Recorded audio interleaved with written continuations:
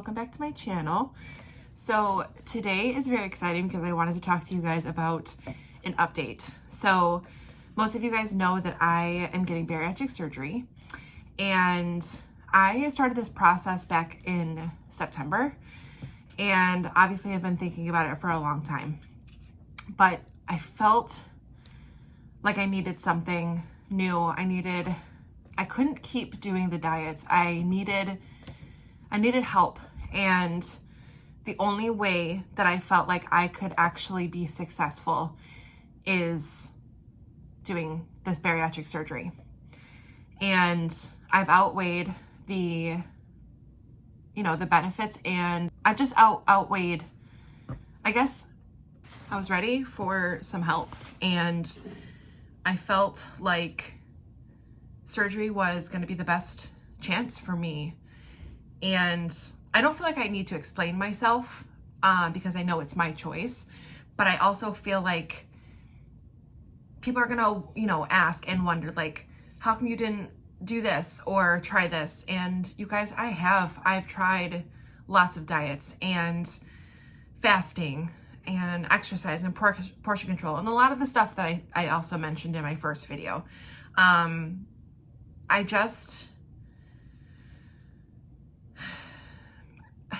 I need help, and I'm ready for this challenge. I've been, working on everything I've needed to do up until now. Back in September, when I made the choice to choose bariatric surgery, I felt good about it. I felt confident in my choice and my decision, and I still feel that way to this day. Am I scared?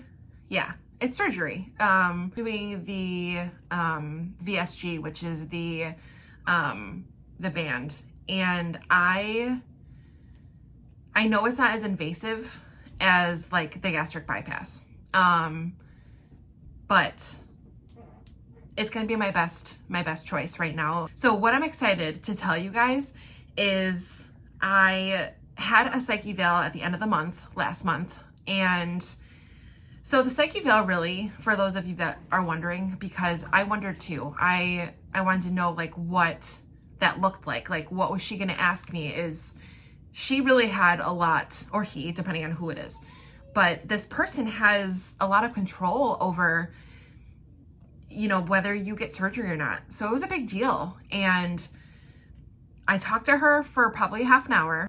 She decided that I was good. I was good to be cleared to have surgery. I had a good level head of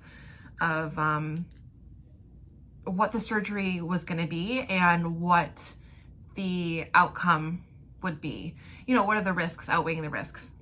Okay, so the good news, you guys ready? Finally I have a date to meet with the surgeon. That is exciting, and I know for you, some of you are probably like, okay, big whoop, like you get to meet the surgeon, cool. It is, it's so exciting. And I don't know if because of everything that's happening in the world, you guys know what I mean. I won't mention it.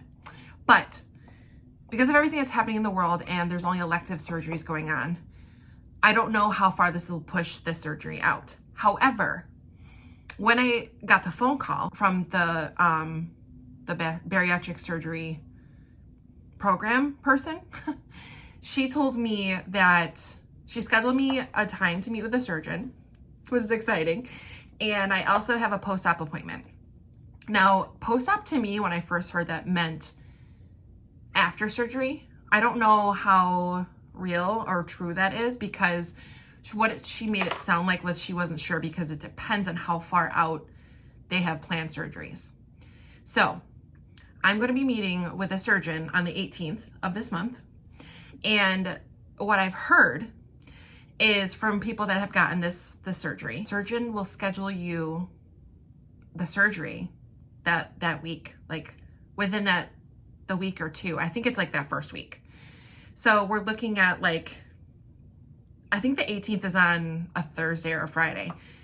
So anytime, we're looking at February, you guys. This is a very exciting time for me, and I couldn't wait to tell you guys about it, because this is huge for me. September feels forever ago, and all this preparation, all of the blood work, all of the meeting with doctors and getting ultrasounds and paperwork and insurance and all of these things are finally aligning, and I can finally feel I'm gonna get my dream come true. Like, this is something that I've worked for a long time. So now that we've talked about really exciting news, I want to talk to you guys a little bit about what happened a couple weeks ago. So a couple weeks ago, I did share on Instagram about a family emergency.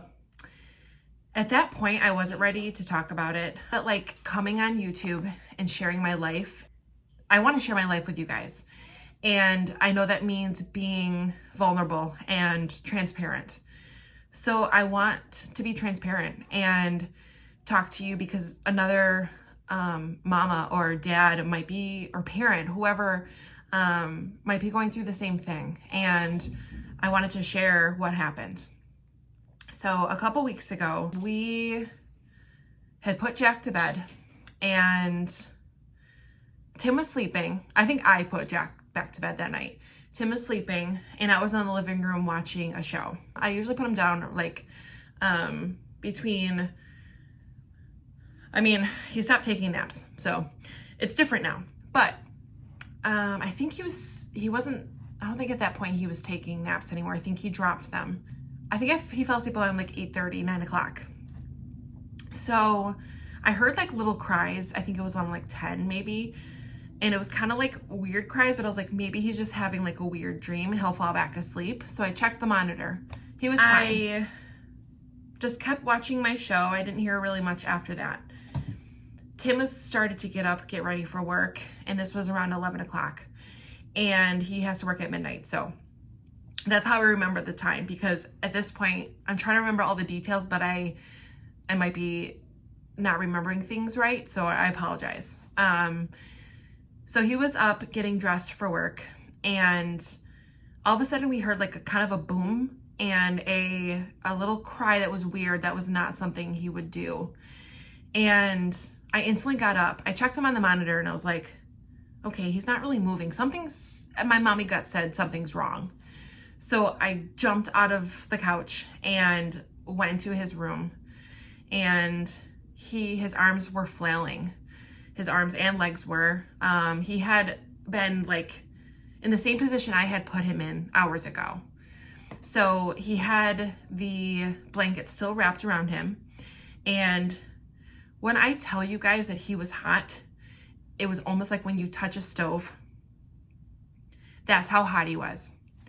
And this has happened one other time when we went to Tim's brother's wedding, and we were in Baltimore, and the same thing happened.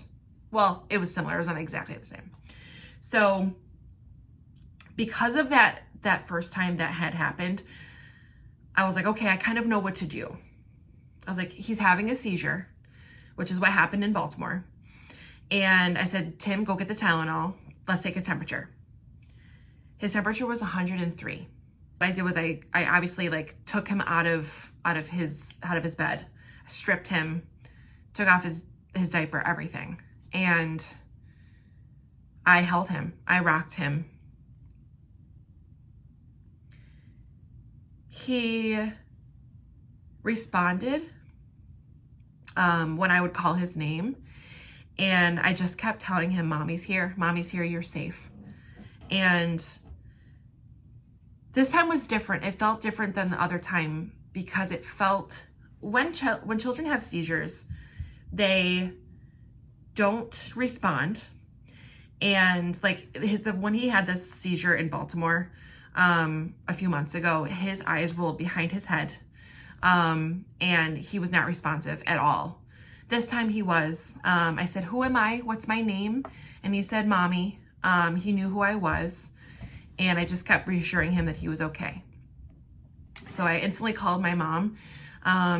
And she was like, you guys need to call a pediatrician. Call a pediatrician. Pediatrician says, you guys need to go to the ER. So we got our stuff ready. I took him to the ER. Tim went with me. You guys, I'm so thankful that he hadn't gone to work. If it was like 20 minutes later, Tim wouldn't have been there and I would have been all by myself. And I'm so thankful that my husband was with me. And I guess I couldn't have asked for like a better scenario, if there is a best scenario. I end up driving to the hospital, and I dropped Tim and him off, and I'm like, go ahead, go put your like name in, like tell them what's going on, and I'll go park the car and I'll meet you guys inside. Okay, he goes in, I park the car, I get up to the door, I'm like shaking, because I really don't know what's going on. So I get to the emergency room and I tell the guy, I'm like, I'm Jack's mom, and my husband and him just went in. Can I please have a visitor's pass? And he looked at me, he said, no, I can't give you one. Only one parent can go in. And when I tell you, my heart sank. My heart sank. How I couldn't be with my baby because of what's going on in this world. And I get it. I understand that they don't want a lot of exposure. I understand.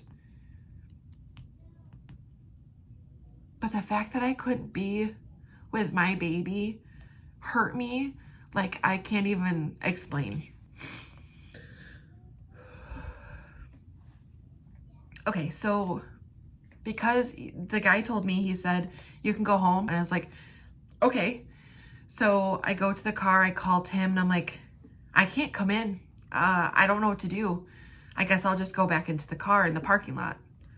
So he puts me on FaceTime, and the doctor's there talking about, asking questions about history, and we tell him what happened in Baltimore, how he had a seizure, and actually he had 2 seizures, because one, he had it at the hospital, and how this one, it felt different. And he reassured us that it wasn't a seizure, thank God. But then I was like, okay, so what was this? What the heck is happening? So, we're going over everything, and he's asking us all these questions, and about his, Jack's behavior and what's been going on. Is there anything that's changed? And I was like, no, I don't know. You think that your kid, and you think that that they'll be when something's different, and sometimes you just don't. And things like this happen. Turns out, he doesn't have a seizure, and he has an ear infection. And what ended up happening was because of the ear infection, he spiked the fever, which then amplified the night terror that he had. Night terrors are no joke, you guys. When I was little, I think I was like 3 or 4 or 4 or 5, I can't remember. I had night terrors, and I don't remember them. My mom just tells me that I had them, and I'm thankful that I don't remember them, because it gives me reassurance that my baby won't remember them. Obviously, it's always worse for the parent. Anything like that happens like this is worse for the parent, unfortunately. So he's been having night terrors since he was probably 1 year old, and they're not a lot. They're not very frequent. There's once 1 or 2 every couple months. This time he's had them a lot. When I put him down to bed and I try to go to bed, I'm terrified. I'm terrified that he will have another one. A night terror is something you can't get your kid out of. They have to come to it. And unfortunately, night terrors are not something you can cure. You can obviously do some things that will help, maybe. There's things that bring on night terrors, and you guys can Google it. It will explain everything. But anxiety and lack of sleep. And he's had a lot of transitions. He's had a big boy bed. I have a new little girl that I'm watching twice a week. So that just happened this past week. So that there's things that are new, that are changing, that can make it so it sometimes can be stressful. Even though things are exciting, it's still stressful. I wanted to kind of come on here and tell you guys what actually happened. Before, I wasn't ready, and I thought I need to tell them, if I can help one parent know what a night terror is or what a seizure looks like, then that's great, because I didn't know. I I didn't know what they looked like. I didn't know what to do. And I learned from the first time we went to the hospital. I learned that you have to strip them and you can't put them in a bath when they have a fever because that will drastically change their body temperature. There's like little things like that that you think you know, and then it happens and you're like, okay, what do I do? Like, my mommy instincts is telling me this, but Google is telling me that. So what do I do? What's right? Always call your doctor. And guys, I'm not like telling you, I'm not a doctor, so I'm not going to tell you exactly like, this is what you should do every single time. Call your doctor. Ask them what you're supposed to do. Don't just Google everything. Does Google help? Yeah. But call your doctor because they'll give you the real answers and they'll tell you. And you know your kid the best. You know what's right in the moment. I think we don't give each other enough credit when something traumatic happens. That's what happened. These last few weeks have been hard.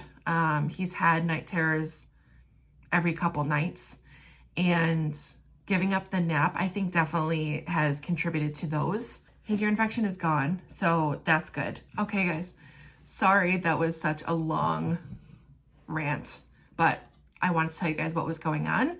And sometimes there's bad news, but then there comes some great news, like getting my surgery. I'm one step closer to getting it. Once I find the date, I will be sure to tell you guys and celebrate these milestones. So I hope you guys like, and please don't forget to subscribe, and I will see you guys the next one. Okay. All right. Thanks, guys. Bye.